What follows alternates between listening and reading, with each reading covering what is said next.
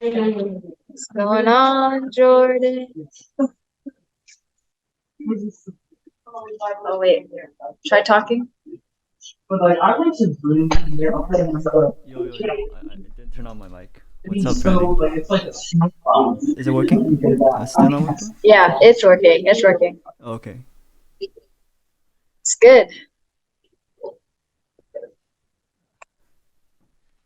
Uh, Have you been on Twitter lately? not really. I mean, kind of like just reading like Yes, you have. the same boring tweets. What's been happening on Twitter? How basically Binance is dumping on FTX. Oh yeah. Oh, I saw that. I saw that from Crypto Czarans. Oh man, I haven't been watching Cryptozaurus. I swear I have no time. Yeah, no, it's good that you don't watch it because it's honestly a waste of time. It's if it's for literally if you have nothing better to do. You know what I just finished watching? What? The I Balajis? just no. Oh, I did finish that. I did finish that You though. did. Nice. I finished. I finished. No, I got a lot done in terms of podcast. I finished Bankless, Eric Voorhees debate with Sam Bankman. I finished I Balaji's 8 hour Yo, with you know what's with funny? I Lex. was just thinking about that earlier because Michael asked on the cohort channel what people think about Binance buying FTX. I think it's a good thing because that interview showed me. I didn't watch the whole interview, but I saw clips Mhm, of it, and it showed me mhm. Sam Bankman-Fried almost kind of has no idea what he's doing. Like I Yeah, think he just got lucky. pretty much. I don't know how he Pretty made much. 28 billion. He pretty much. I mean, he makes a lot of money because he has this trading research firm that Right. arbitrages and takes advantage of all these opportunities. And then he's able to use FTX as that kind of disbursement. Um, so um, yeah, I don't know. I can't really say anything. I just think that it's all gonna crash. You mean like the exchanges? I don't think no. I actually don't think the exchange is gonna crash, but I think this is definitely gonna cause another mass transfer of wealth. Of not wealth, but like money. Like if So you like when you because say crash, FTX is leveraged. yeah. Okay, so because when you say crash, whenever something crashes, something else has to go up. That's because markets are Right. all relative. Like if the euro crashes, the US dollar is going up. If the US dollar is going crashing, then the euro is going up. So when you say Well, crash, are you talking Binance. about crypto prices Okay, or exchanges? no, sorry. Binance is whether you like them or not, they're going to do well because they have made trading Bitcoin on their free. Yes, I agree. And they're trying.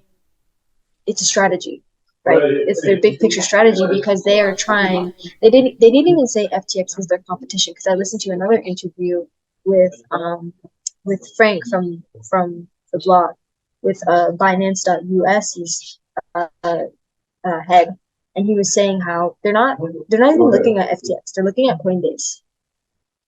So basically, this bear market is giving them market share on top of the fact that they're going to have no trading fees with Bitcoin, on top of the fact that they're going to be liquidated a really big position for their exchange. So I think that this is kind of like I wouldn't say crash, but like I just say that rhetorically. But this is just like you're kind of seeing big power moves at play to reinforce this idea of game theory, right? A game theory within the crypto space. So I think it's really interesting to watch. Though I'm not partaking in any of this because I'm really trying to see development of peer-to-peer technologies versus just keeping track of centralized figures. Also, did you know that Circle recently what did they just do? They just um they just did something with BlackRock.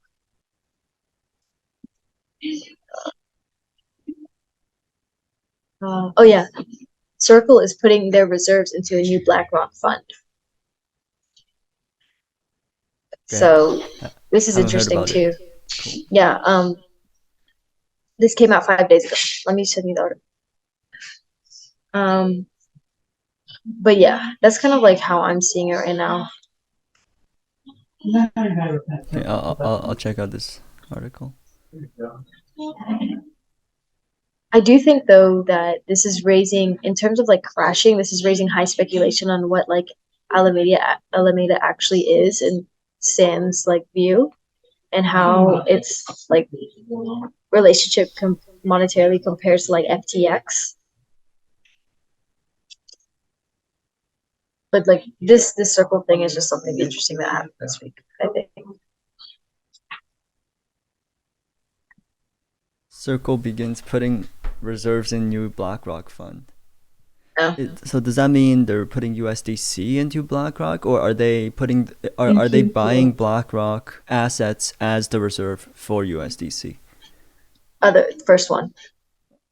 Okay. Because they've already had the reserves. I think now they're just kind of transitioning, which isn't like a big like Circle's. I mean, Circle's centralized, USDC is centralized, so it's not a big move. But I'm thinking in terms of like this is one of those things that will go on. It's going under the radar when in reality it's kind of like institutions already existed, traditional institutions moving into crypto, into the crypto space.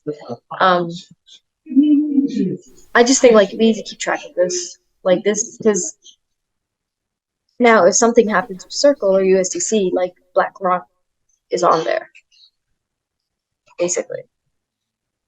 But I don't think anything. I think Circle in terms of like their reserves is, in terms of their USDC reserves, is pretty.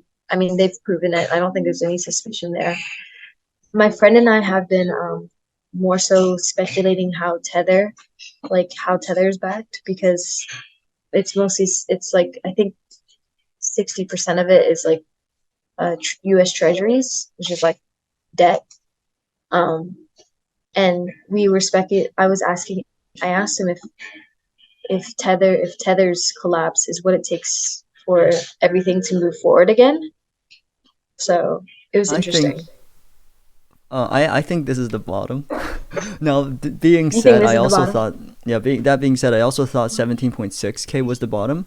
I actually thought that before it hit, 10 minutes before it hit 17.6, it was at like 17.66, and I thought that was the bottom. And so for the last 5 months, I've held the position that 17.6 was the bottom. Now, today it went lower on different exchanges, though, because on some exchanges it wicked down to 16.8. But on Binance it went to 17.2. So now I believe this is the bottom. But so I don't think it takes Tether to collapse for us to go up. I think FTX collapsing, that's it. That's the bottom. That's what it took to for things to go up. Now, But again, also, collapsing as in they are left, the waters recede and they're left standing naked. Is that what you mean? so FTX halted withdrawals today. Oh shit. Yeah. They So did. but it might be temporary, but you never know, right? Like the thing is, sometimes exchanges go through temporary halts of withdrawals just because there's a lot of traffic. But also when exchanges go under, or when they're like, when they go through like being bought out by another company or go through bankruptcy or whatever, then they also temporarily halt their withdrawals, but they never resume it. It's just temporary forever until until the legal proceedings go through. So yes, and also I think a lot of institutions were short selling. I was saying this like 2 weeks ago on the Wednesday meetup. I can't remember the guy's name from I have some another. Bitcoin on there, so I'm kind of scared now.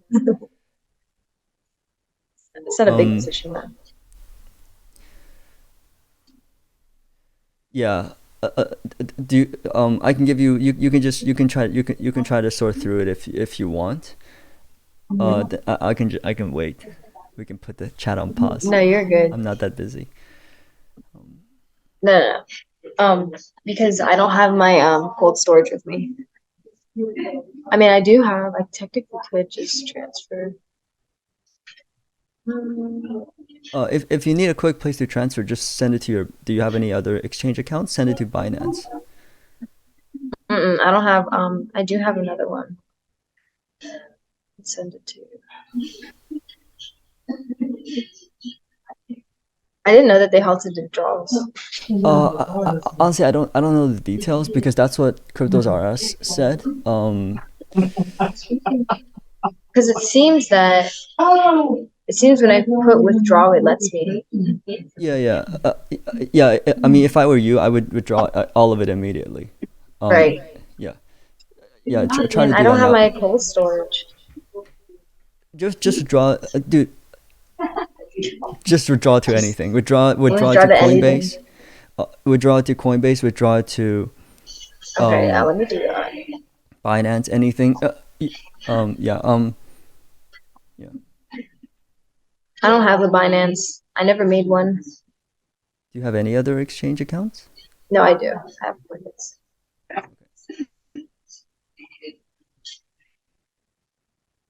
Okay. Let me do that. Shit, bro, these rugged FTX. Because out of all my experiences, FTX has been like the best in Yeah. terms of like everything aside, like when 100%. I was transacting. I agree with you. I also had some money on FTX, but like I literally would, I withdrew most of it.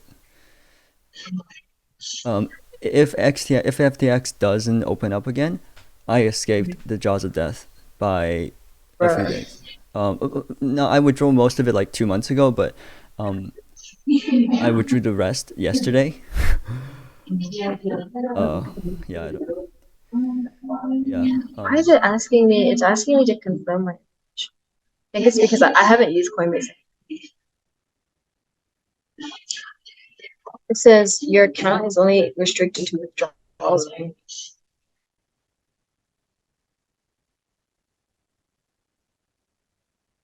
This is so fintech.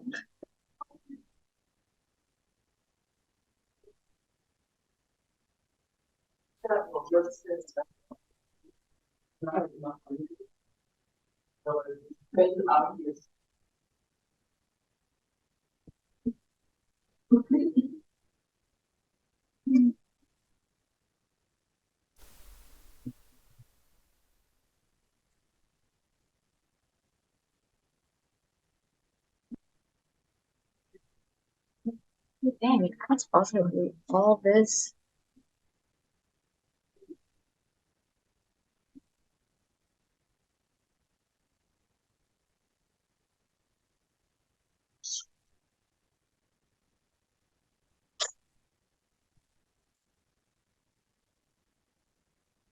No, because I withdrew from Coinbase like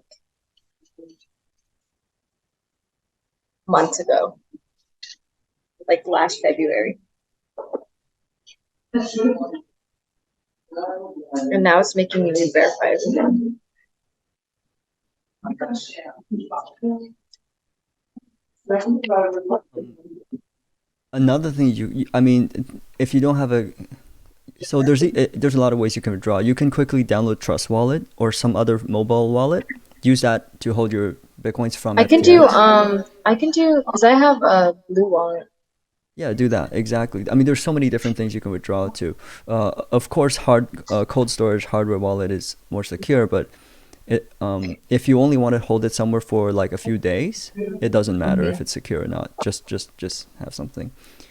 Um, Yeah, and if you really can't figure anything out, I mean, you you can send it to me and I'll send it back to you. Like, but you don't. I mean, obviously you won't trust me with like your money. So yeah, you can just download an app, or there's a lot of different temporary wallets you can use.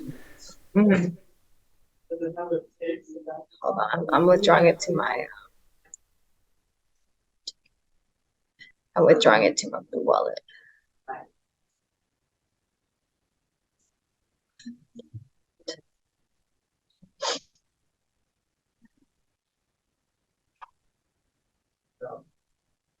For real, trying to rug us. Your time.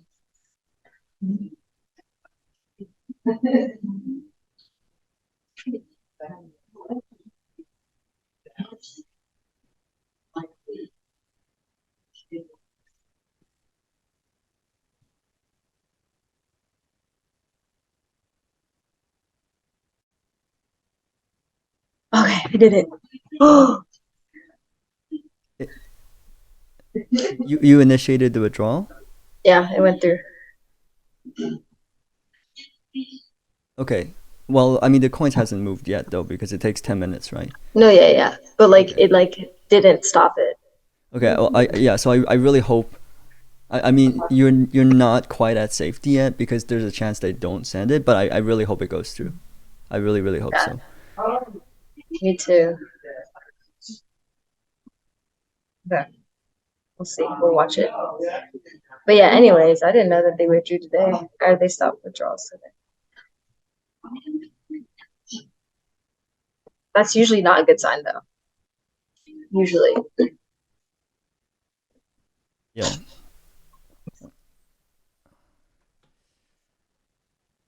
Are there elections going on in Oh wait, no, you're in Canada.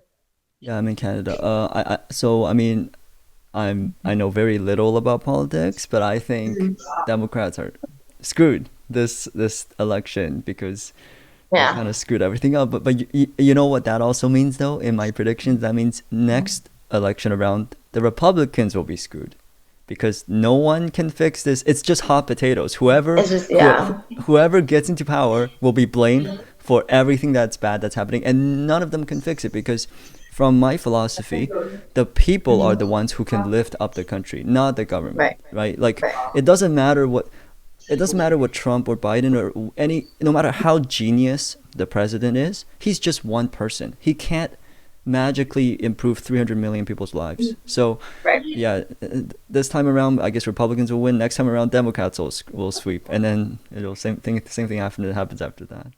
In Canada, I also I'm not super familiar with the politics. I think Justin Trudeau is who's the Prime Minister of Prime Canada, and Minister. extended Yeah. his he extended, like he's supposed to only be in His power for reign. like, yeah, he's supposed to only be in power for like 8 years, but he somehow extended it, which is like Mhm. that's what dictators do. Mhm. So Yeah. Yeah. Pretty much. That's what Nayib Bukele would might do. How do you feel about that's that? true too. So yeah, Nayib Bukele is a dictator. I'm hoping he's a good dictator, uh, because on the other hand, uh, okay, do you remember this specific thing that Saifuddin Amus said in his interview with Lex Friedman, Mhm. where he said he's starting to understand why kingdoms, uh, mo- monarchy, oh yeah, monarchy Yeah, Marty. Mhm. Yeah. is actually maybe one of the best political systems. I don't know if you remember that part, but No, I I'll remember. summarize. You remember it, yeah, yeah, And then Lex was like, "So, are you saying you're a monarchist?" yeah, yeah. Yeah. And then Xavier was Well, like, yeah. "No, but To I'm quickly studying it." summarize his perspective, it's basically in a monarchy, the king, the wise, the king, monarchies are political systems most likely to give people freedom because the king's goal is for his grandchildren to be able to tax as much money as possible from the citizens, which requires the citizens to be thriving. So in order for him, because a monarchy knows that their children will inherit the country, whereas a democracy doesn't know that. Like Trump's child won't inherit the country. But for a monarchy, the king wants his child and his grandchild and et cetera, to be well off. And in order for them to be well off, the country needs to be well off. And in order for the country to be well off, the people need to be free to trade and build and do stuff. So monarchies, according to him, and I think this actually might be true, kings are, especially the first few generations of the kings, are most likely to grant the people a lot of freedom.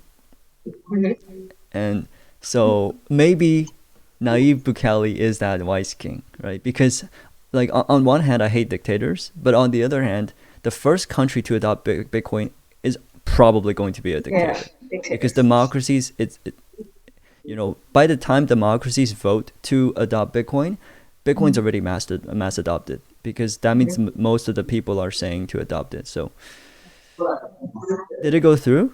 It went through. I'm It's not so showing. happy. But like check your like whatever trust wallet. Check the wallet if there's coins on it. Blue wallet. Blue wallet. Yeah. Yeah. That's awesome. Yeah. So also it might have been temporary. Like I don't know because I just quickly watched cryptos No, I rise. don't care. I'm paranoid like that. Yeah. Yeah. No, 100%. I mean, the moment you hear anything bad, you should immediately withdraw everything from exchanges. No. But yeah, I just watched Cryptos R Us episode this morning. Uh, Mm-hmm. I think Ethereum and Solana was halted, but I'm like, he also said Bitcoin was halted, but I'm like not, because I didn't check it myself. Like, he just said it. Maybe he's wrong. Maybe maybe Bitcoin was halted for a few hours, then resumed. I don't know, but I'm super glad you got it. No, And I appreciate it. so it's on your Blue Wallet though. Yeah, it is. That's awesome. I just saw it. Yeah.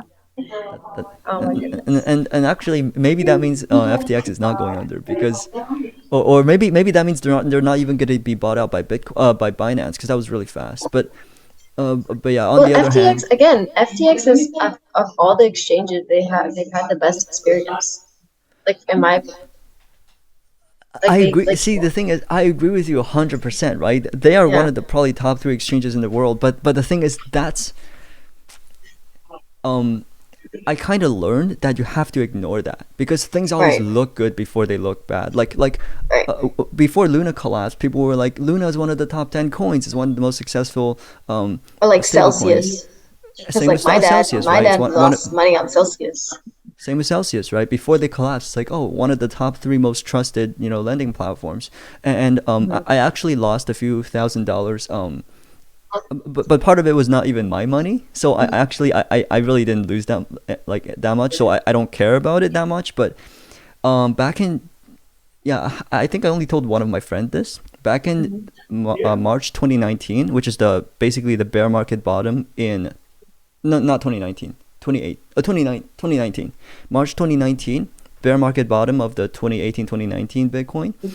Right. BTC was at like $3,200 per coin, and I had like 3,500 Canadian dollars, which would have been worth like zero point 0.9 Bitcoin or something. I had that money on Quadriga, Quadriga, Yeah. it The collapsed, right, Canadian from exchange. Vancouver. Oh no. Quadriga is from Oh Vancouver, and no. yeah, and actually I was one of the first. When it was collapsing, like I was in there on Reddit with like 15 other people or something, like talking about what's happening. Um, so yeah, I mean, they ended up taking like 350 million Canadian dollars or something.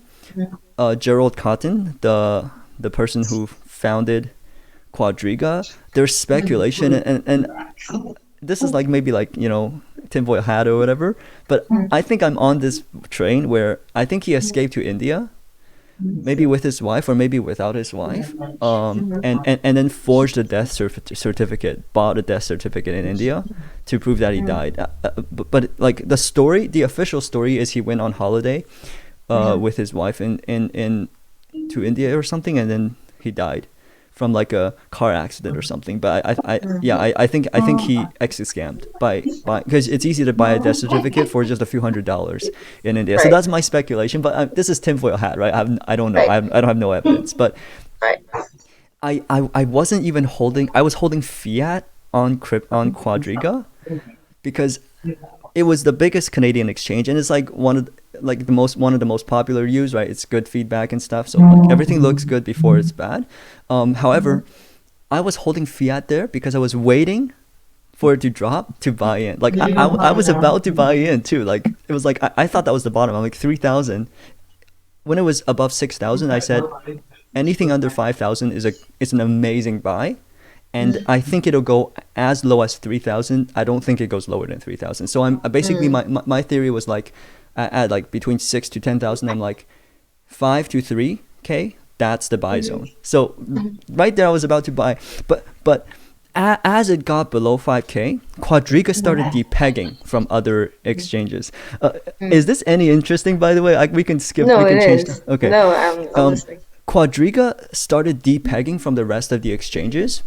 The few months leading up to that bottom, it was like 5% higher. Like Bitcoin was 5% more expensive on Quadriga than other exchanges. So I just never bought it. I'm like, it's gonna repeg, right? I'm like, why would I buy it now? It's like it's a good price, but why on Quadriga it's 5% more expensive than Coinbase? My money's on Quadriga. Like I'm gonna wait for it to go back to break even, because usually when exchanges have price differences, people will arbitrage the difference. like people like Quadriga is more expensive. Okay, so then you buy Bitcoin on Coinbase, you send it to Quadriga, you You sell it on sell it. Quadriga, you get Canadian dollars Yeah. or whatever, but you make 5% or Right. 4% if you remove the fees. So, but it just never repegged. It kept getting, the spread kept getting wider and wider, and that People my kept that was like selling on other places. yeah. So that was like like my like virgin experience or whatever, understanding Mhm. why why markets are the way they are, Right. right? Like markets are markets are It's like transfers.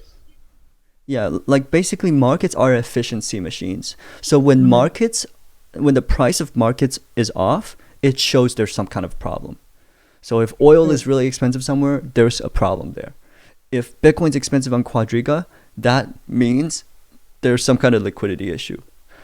So a potential could be like people, if Bitcoin's more expensive on Quadriga, that means people are buying Bitcoin or bidding up the price of Bitcoin extra hard on Quadriga. Mhm. Why might Mhm. they be doing that? Maybe it's because when they There's had a money good on there, opportunity. maybe it's because when they had money on there, they couldn't, when they sold it to Canadian dollars, they couldn't withdraw the Canadian dollars because maybe, and actually that is what happened. So the Canadian bank account withdrawal was taking like 2 months, and then it went up to 5 months and 6 months. There were people waiting for more than 6 months to get their bank Canadian dollar withdrawal. But if you sell it into Bitcoin, you can withdraw the Bitcoin in like 1 hour. That's why. So I didn't look into it, right? I just ignored it. I'm like 5% depeg, it's gonna come back to zero. But if I went on Reddit immediately, I would have seen there were some complaints. It's a few. There's not that many, maybe like 3 complaints on all of Reddit or 5, but that's enough. It's a small community. Even though it's the biggest exchange in Canada, Canada's not that big. Like Quadriga, Reddit had like maybe 4,000 people in it or something. It's tiny, right? Like a Reddit BTC has like 5 million users, Yeah. and Quadriga is like 2,000 or 4,000 or Yeah. something. But yeah, there's a few complaints like Canadian bank withdrawal taking a long time. That's why Bitcoin's price had a premium on Quadriga, because if you can't withdraw Canadian dollars, what else can you do with that money stuck on there? And that was in Buy Bitcoin. 2019? Yeah, well, yes, it ended in the beginning of 2019, but the depeg started happening like middle of 2018, right? 5%, 10%, and I just never bit the bullet, right? I literally saw the issue, but I didn't look into it. I saw the issue reflected in the price, but I didn't think price meant an underlying issue. But then that's after that. Now I learned price means underlying issue. So whenever something is depegging, it either means there's two possibilities. Either there is an issue, or it could just literally be like sometimes it's random. Sometimes it is random where people just happen to buy more on one exchange. But if that's the case, it'll quickly come back. The price will quickly come back as arbitrage traders come and fix the issue. So yeah, I never bit the bullet. It was 5%, and it went up to 10%, and at the peak it was at 20% premium. So it was $3,200 on Binance, but like $3,600 or something like that or 3,800 or something on Quadriga. So it was 20% more expensive. But yeah, but I finally started looking on Reddit, and I saw that people are saying, I saw all the issues, and I immediately bought all the Bitcoin and tried to withdraw it. Now, of course, the spoiler, as I started with, I lost the money, right? I bought 0.71 bitcoins with 3,800 Canadian dollars at 3,800 US dollars per bitcoin. It's not one bitcoin because it's Canadian dollars, right? 3,800 US dollars per bitcoin, but I had 3,800 Canadian dollars, which was around 0.71 bitcoin. So I don't regret it, as people would say, like, oh my god, I lost 0.71 bitcoins, right? But from my perspective, I didn't lose 0.71 bitcoins because I wasn't holding Bitcoin on that exchange. I was holding dollars, Canadian dollars, and I just sold it. I just bought Bitcoin because I'm like, looks like something's bad's gonna happen to the exchange. I tried to withdraw it. I was less than 12 hours too late to withdraw it. Um, so I was one of the first, maybe like 15 people on Reddit to really to see them stop withdrawing Bitcoin, and to see Gerald Cotton his website, like the exchange website, was like maintenance, and then 12 hours later, um, it was like Gerald Cotton died, and so we have to like move the money to. We have to like, oh, Gerald Cotton died, and he didn't. I remember the story. He died, and he didn't leave the cold storage keys to anyone else. So we do not have access to any coins. That was the story. Now, I think that might have been true, but I think Gerald Cotton didn't die. That's the thing. So even his employees didn't know. They thought he just died without leaving. He's still alive. That's what I think. And also, if you think about it, what terrible management that is, right? Like, imagine the CEO is the only cold storage key holder, and there's no multi-sig, there's no backup, no custodian. Just one CEO holds $350 million of Bitcoin, and like, even if he actually did die, he's a shitty person. Even if. But I don't think he even died. I think he's actually just, I literally scam people, because $350 million of Bitcoin at $3,000 per Bitcoin, if he's still alive, he's a multi-billionaire now, right? That thing went up to 20,000, 60,000. He has over $1 billion having that much money at the bottom. So he actually scammed at like the perfect time. He's pretty smart if he did that. So yeah, I was like, I submitted the withdrawal, and at that time people were like, they were waiting for 4, 5, 6 days or whatever to get their Bitcoin out. So I submitted the withdrawal, and 12 hours 12 hours before 1 week, they filed for bankruptcy. So basically, if I submitted my withdrawal 12 hours earlier, it would have probably went through within a week. So the queue for Bitcoin withdrawals was piling up. It should be 10 minutes, but it went up to like 6 hours and 12 hours and 4 or 5 days. When I saw the Reddit issue, I immediately clicked withdrawal, and at that time, the withdrawal time was around 1 week. And literally like 12 hours before 1 week, they filed for bankruptcy. So if I saw the story 12 hours earlier, 1 week later, I might have been one of the last people to get the coins out. But that being said, like, at that time I had money there, not to really go all in. I was trying to trade. It was my first time getting into Bitcoin and crypto, so I was thinking of trading. So even if I did get them, again, like, I don't regret it, right? Like, I think it was a super valuable lesson. Even if I did get the Bitcoin out, I don't think I would have 0.71 Bitcoin from that, because I think I would have traded it around, and as the price went up, I would have made a little bit and maybe like made some mistakes or whatever. So yeah, in my mind, I lost $3,800 Canadian, but part of that wasn't even my own money. So I only lost a little bit. But yeah, so from that I learned things like, by the time you see issues, you basically just have to try to front run 90% of the other people. And since people are generally working or on holiday or whatever, they don't, and institutions don't work on weekends and stuff or whatever. So if you withdraw within 1 day of seeing the issue, you'll probably be the first 10%, and you'll probably get your coins out. If you wait longer than that, you'll be the rest 90% who have, who lose all your money, and you're waiting for the next 10. Like the Mt. Gox people, it's been almost 10 years. It's been 8 years. They're still waiting, right? They might be waiting for another 5-10 years to not get all their money back. They'll get like 10% of it back or 5% of it back. Didn't they say they were going to try and recover the Bitcoin lost in Mt. Gox? Like, isn't that probably? Yeah. I mean, they've been trying. I assume they've been trying it for 8 years, because since you lose the coins, you're probably trying to get it back somehow. Yeah. So it's kind of a weird philosophy, but just like it's like that joke. Like, how do you, if you and a friend are in the forest and the bear's chasing you guys, do you have to run faster than the bear to live? Do you know the joke? Well, here. No, I've never heard of that joke, but I would assume no, you don't have to be faster than the bear. You just have to be faster than your friend. Because if you're faster than your friend, the bear would eat the friend, and then he'll be too busy eating the friend. You'll outrun. I mean, it's yeah. So it's kind of a bad philosophy for crypto, but literally in Bitcoin, it's a wild west. If you're just faster than 90% of the people, you'll be fine.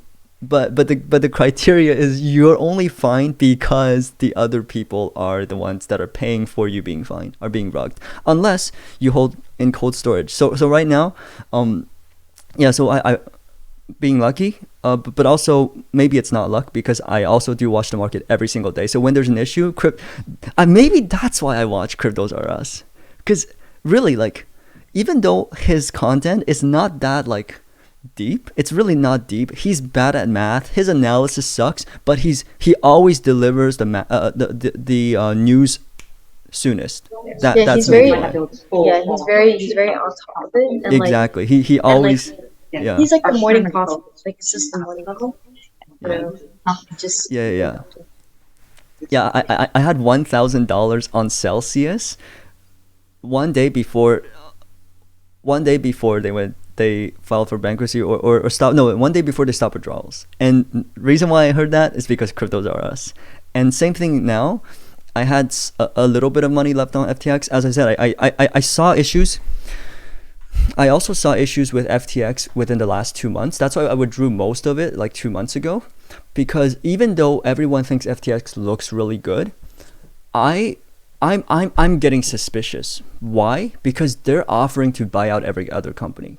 Like, it sounds paradoxical, right? Like, they must have a lot of money. But do you remember what Luna did 2 months before Luna went under? try to buy up Bitcoin. They bought $3 billion of Bitcoin, and they announced They tried buying 10 billion. Exactly. They bought 3 billion, and they announced that over the next year they were going to put 10 billion into Bitcoin. So, and that's when a lot of Bitcoiners got on board with Luna, because they're like, oh, Luna's on our side, right? They have a lot of money. The stablecoin's gonna work, right? Like, it almost sounds paradoxical. Like, why when someone's about to get under, they would start buying things?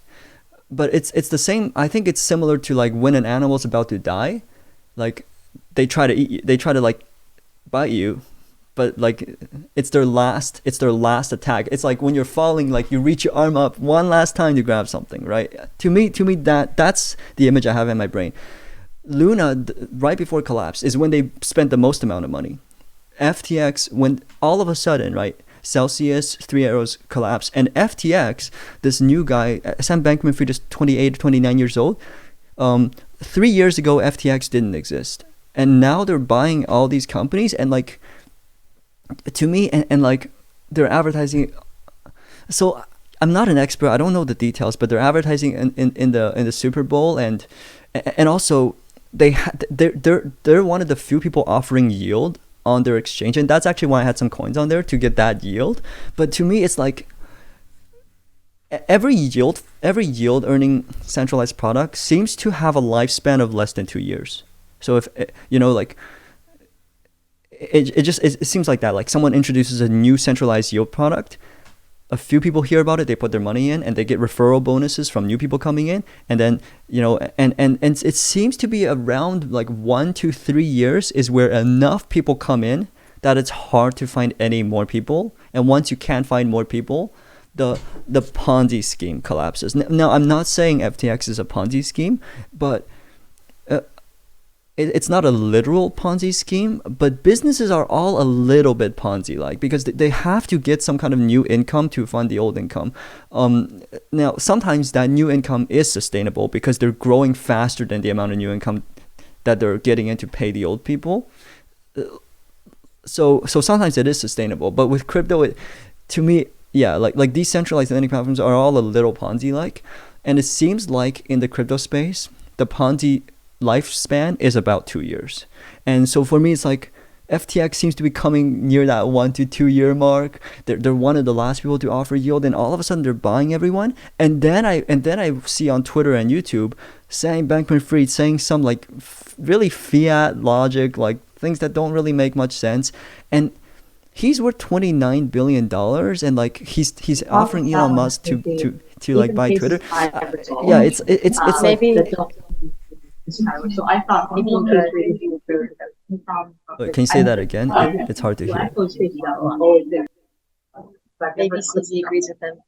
Or sorry, sees that and was like, no. Yeah, Binance guy, maybe. So I don't know. It's just speculation. But yeah, it was really a suspicion. Like there was no evidence, right? It wasn't like I found the evidence. Sam Bankman-Fried, FTX has issues, but yeah, it's really, it's almost like a tinfoil hat suspicion from me, from like the Quadriga experience, and then I also saw.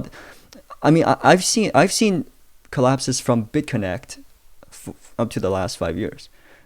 And I also heard about like OneCoin, which was something that happened in 2014. But like just seeing these and personally experiencing it, and seeing it in multiple places, and also escaping the jaws of death a few times. But it wasn't like, it wasn't a horribly too much amount of money. Like if I lost the 1,000 on Celsius, it wouldn't be the end of my life or anything. But yeah, I think I just have spent enough time in the crypto space to be earlier than 90%. So I'm outrunning the people who don't have the experience, and if they put their money in lending platforms, they will be in that 90% who gets eaten. But yeah, now basically all of my money is in cold storage, and I plan to do that for the next 2 years, and then if it goes, it's my personal strategy. Like it's not financial. It's not like you should do this or whatever. But I was earning some yield in the last 2 years. Now my plan is to hold it entirely in cold storage for 2 years. I think around 2 to 3 years is when we will be at over $200,000 per Bitcoin. That's my personal view. And then maybe it comes back down. Maybe it goes up higher and it comes back down. I'm not sure, but I'll probably sell most of my... yeah, it sounds funny, but I probably will sell most of my Bitcoin for fiat, because I think we're going to have a big bubble this time. Similar to 2017, where we go up and then up and up and up. Like, you know, the 2017 bull run was like straight up, right? It wasn't like this one where it was like an M or like turmoil. I think we're going to have, I think we're going to have like a long sustained 2 to 3 years to a blow off top. And when everyone is saying hyper adoption, hyper Bitcoinization, all the countries are going to adopt Bitcoin. That's the signal. Yeah, that's when I'll probably sell most of my Bitcoin for, maybe for fiat, maybe for gold, because I can't like fiat, no matter what the price is. Fiat is a Ponzi. Like that being said, right, whatever, lending platforms are Ponzi's. Fiat is the biggest Ponzi in the world by far, multi-$100 trillion Ponzi. Maybe I'll sell most of it for gold, because the thing is, that's a short-term trade. Like to me, holding Bitcoin is not greedy. To me, holding fiat is greedy, because fiat is in the short term, you might make money from fiat. You might, because the government might make some laws that makes fiat more valuable than other things. So to me, that actually is a greedy trade, but I think it might be worth it, because when everyone thinks Bitcoin is the great idea, this is everyone's going to hold in the future. To me, that's when like every last person has bought Bitcoin, or most of the people who would buy Bitcoin has already bought, and at that point the price can only go down. But that doesn't mean I'm not long-term Bitcoin, right? I think Bitcoin's going to $100 million in 50 years. That's my long-term price target. So yeah, when it has that, when it goes over 200K, I think it can go up as high as 400K.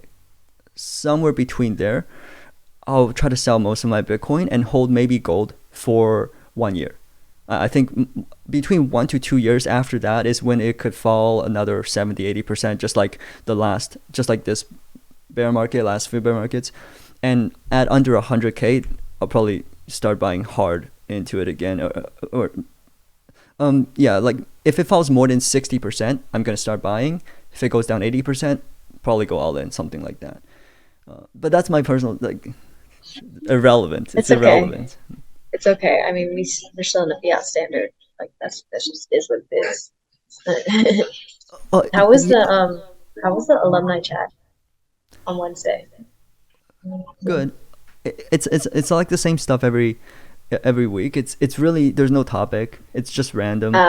There's a lot of people coming in and out though. There's like the one 2 weeks ago was maybe like 30 people in total coming in and out. Like it's not 30 all at once, but at most it was like maybe 14 people at the same time. because it's it's like 8 hours long. Like it's really just like it starts at 8. It starts at 8 p.m. Uh, EST, but the one this week or like last Wednesday was 9. I stayed from the beginning to the end because I hosted it for 9 hours.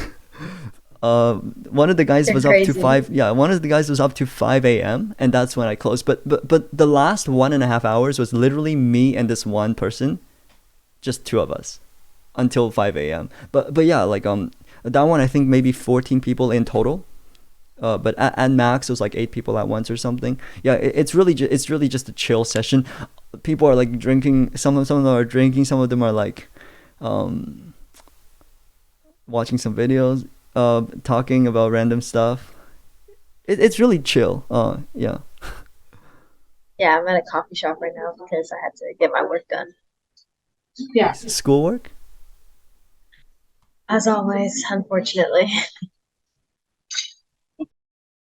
I'm so excited to be graduated like soon, hopefully.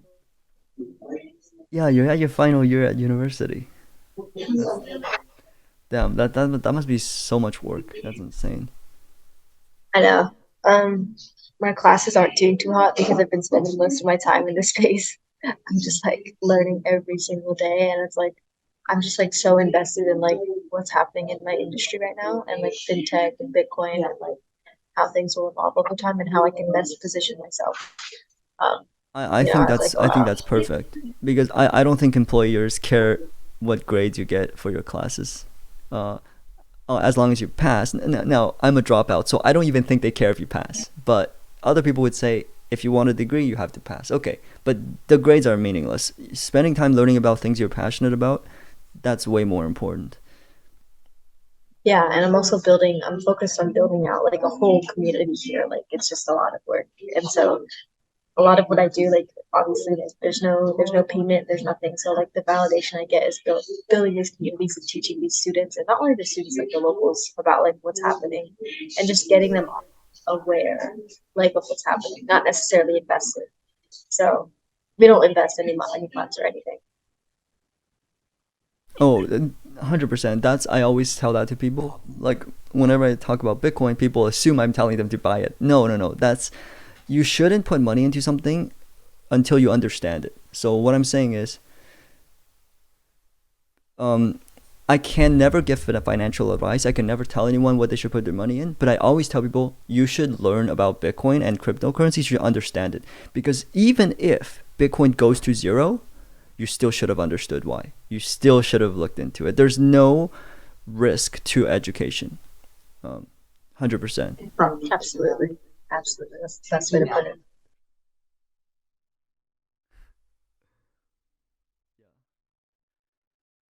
So yeah, I'm calling the bottom for Bitcoin for the sixth time. I called the bottom. I called the bottom at 30,000 last May. Remember, like when we fell from 64,000 under 30,000. Now, technically, that was correct because we did make a new all-time high, but we also didn't make a new low since then. So it wasn't the bottom. Okay, and then so the next time we came down, like this year, down to like 3,800, 38,000. I'm like, that's the bottom. Well, it's not the bottom, And then like 30,000. That's the bottom. It's not. 28. It's not the bottom. 20,000. It's not the bottom. It's just white. I can't. Oh, I see a check mark.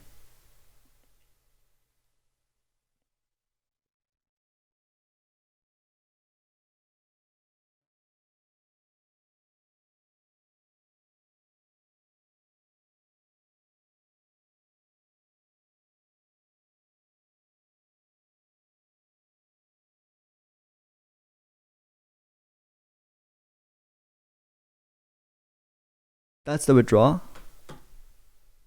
That's the blue. That's the blue wallet. Awesome. Awesome. Blue wallet confirmation. That's sick. That's awesome. Yeah, yeah. Now just withdraw it to your cold wallet whenever you can. But I mean, you can also keep it on blue wallet. Yeah. It's probably Maybe fine. also, again, that proactive approach. I want to use. Should I use a cold card or ledger? I haven't used cold card, but everyone in this space seems to like Mac, Kenny, and also Dan Willman, who's a student from C12 or something, but he's like a security expert, and I met him from Wednesday. He's pretty cool. He also like they all like Cold Card way better than Ledger, but I haven't used Cold Card. I have a Ledger.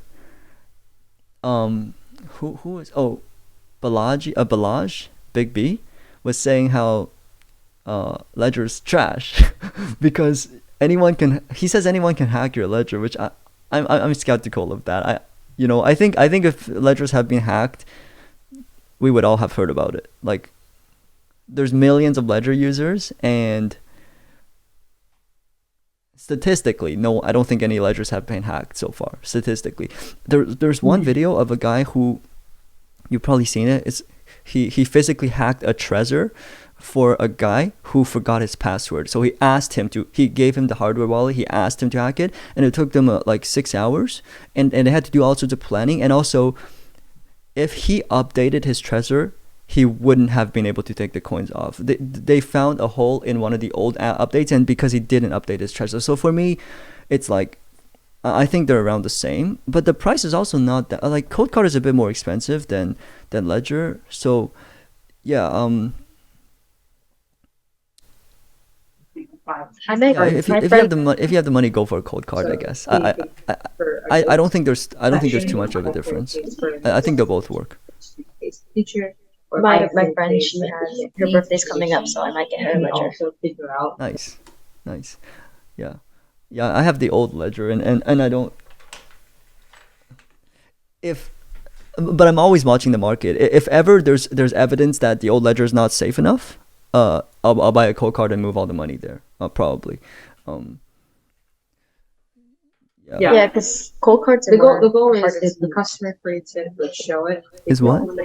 harder to use. That too. Yeah. I think, if I'm correct, it's you never connect it to a device, so every time you use it, you have to input. Do you input a password, or do you have to input all your private keys? Because that's so slow. If every time you want to use the coins, you have to put all your private keys, that's like 10 minutes entering the private keys or something. And then once you create you also have to input the address you're sending it to, maybe. And then you get a transaction, and you have to copy that transaction by hand to somewhere else, I think. So yeah, I mean, that to me sounds like it is safer, but it's also so much slower. Yeah, definitely go by Ledger. Yeah, to me, the security level is like, if you have your coins on exchange, it's like 5% out of 100. If you have your coins on a hot wallet, it's like 40 out of 100. And then Ledger, Trezor is like 97. And then you're sharing screen. And then Cold Card is like 99. So it's like 97, 99, pretty close in security level. That's what I would put it at. I'm trying to see how much they cost. Ledger is like $80, and then Cold Card is like 120, I think. Products, I think, first one.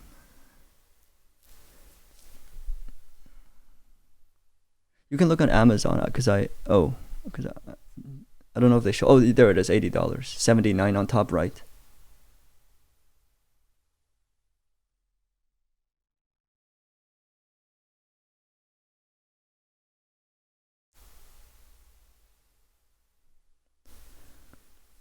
Yeah, I think I might get her the new one. I don't know what color. Oh, they stopped manufacturing the old one. This is like a legacy item. I have the old Ledger Nano S1. It's almost like legacy. I mean, you can still find it. You can still find it on like eBay and Amazon. But actually, that's why I think it's kind of rare, because even if you can find it on Amazon or eBay, it's not from the official store. It'll be from a reselling store. And some people say you can't trust these resellers because maybe they change the code. Which, to me, I'm like, it's unlikely. But it's not a zero chance, right? It's unlikely, it's not a zero chance. So technically, I bought this. I did buy it from Amazon, but I bought it from Ledger's store on Amazon. So I didn't order it from Ledger, but I ordered it from Ledger's Amazon store. So in beginning of 2020. So yeah, it's kind of a legacy item. But even though it's cheaper, it's $60 rather than 80, but the newer one has bigger storage memory space. But if you're just holding Bitcoin, you don't need more storage space. The storage space is for if you want to hold 50 different altcoins or if you want to hold NFTs, which I don't care about. So yeah, the other ones, it's almost like better. I only care about holding Bitcoin and then holding NFTs if I have like a really valuable NFT. Like I wouldn't want it like on a ledger personally. But Yeah, I kind yeah, of like and ledger if because you're like only you holding could show it. Bitcoin, showing your NFT on the hardware wallet is irrelevant. You can always just look on the blockchain explorer, your wallet address, and you can see all your NFTs there. And yeah, another like, thing, if Ledger Live on your phone. Like you could have I like see. the app I and see. then like like if you get into a club or something, like I see. I would just versus like looking it up. I wouldn't. I think Ledger Live showing what NFTs you have is the same level of verification as just any blockchain explorer, because your Ledger Live doesn't have the private keys in it. So in order for you to verify that your Ledger Live is actually, that's your wallet, you still have to unlock your hardware wallet and like verify that by connecting it to Ledger Live. So you can also just like use your cold card. I don't know if cold card can hold it can hold Ethereum NFTs. It might be able to hold Bitcoin NFTs maybe. So you can also just use that to verify. I don't know exactly. You can probably send a message using your private keys using your cold card.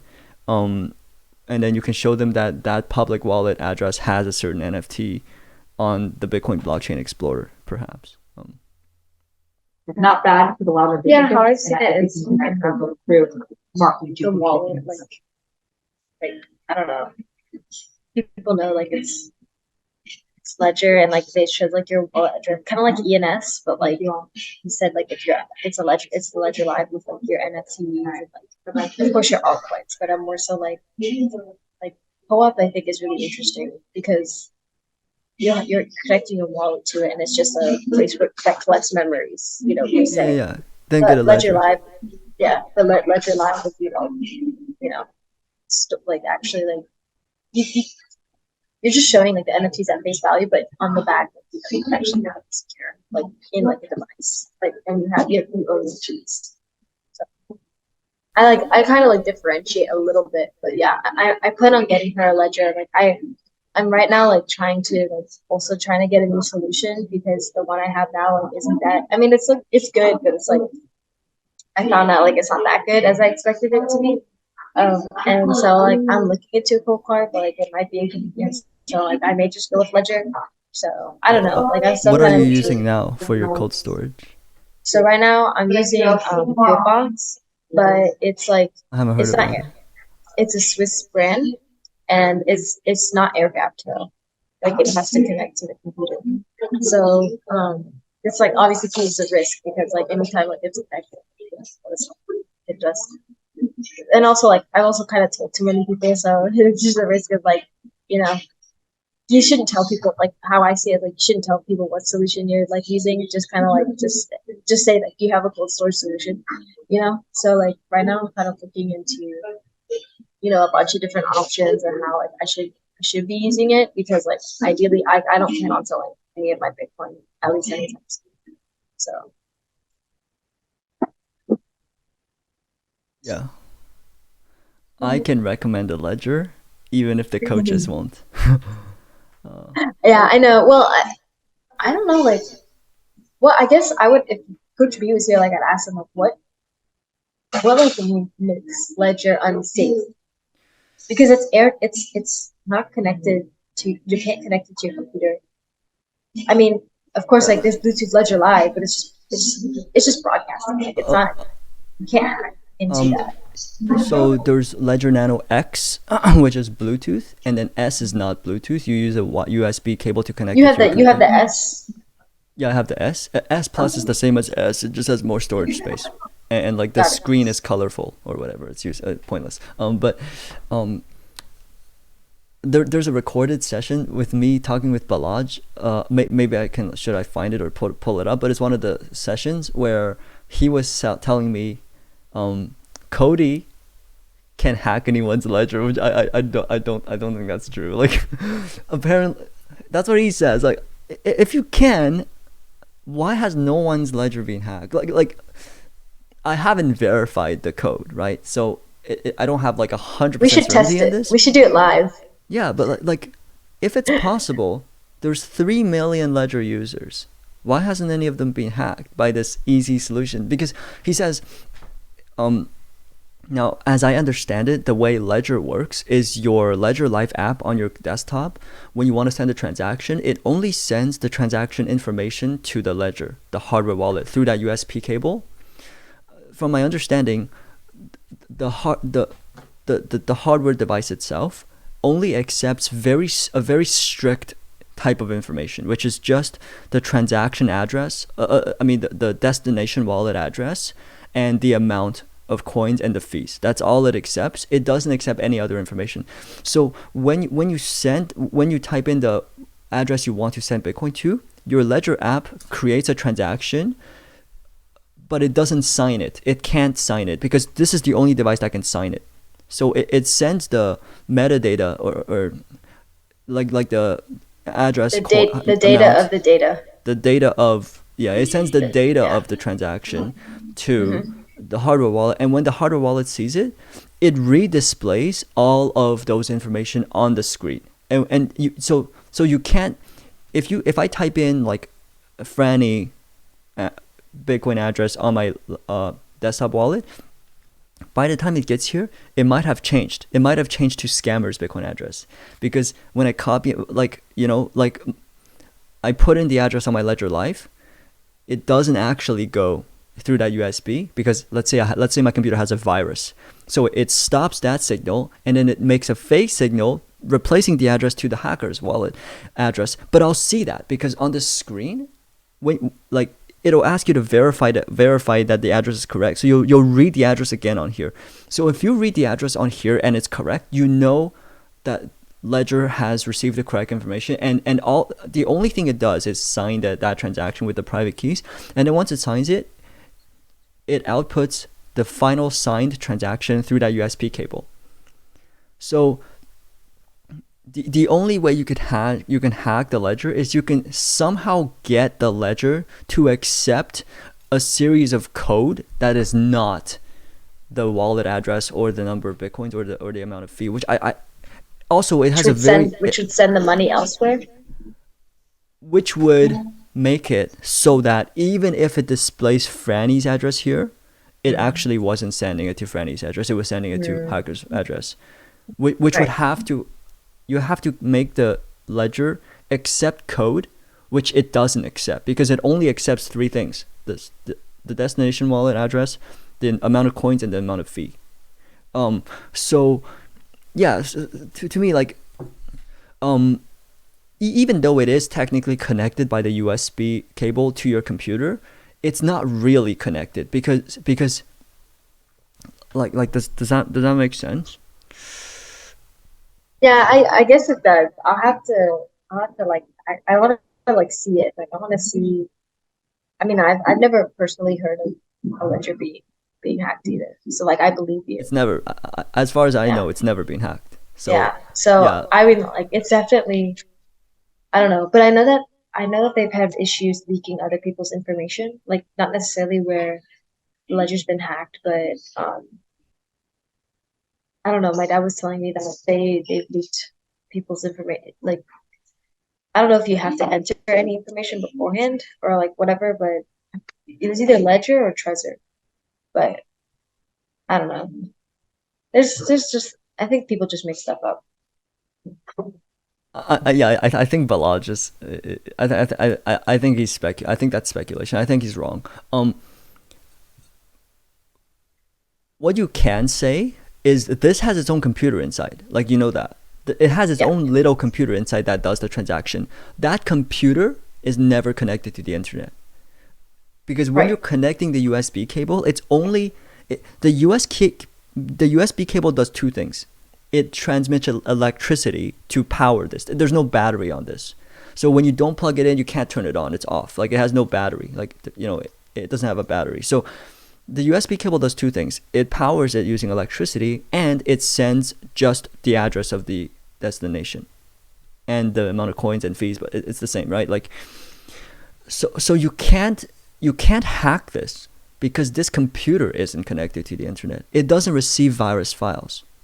That's the thing. Like, the reason why your hot wallet on your desktop is a lot less safe is because your hot wallet on your desktop computer is just a software running on your operating system.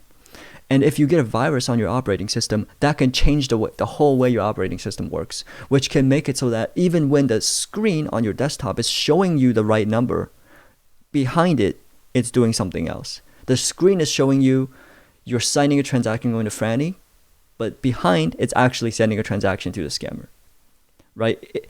The virus can change the way your screen looks and the way your software runs so that when you look at something, it's not correct. But with this, in order to make what is being shown on this screen incorrect, you have to change the code of this.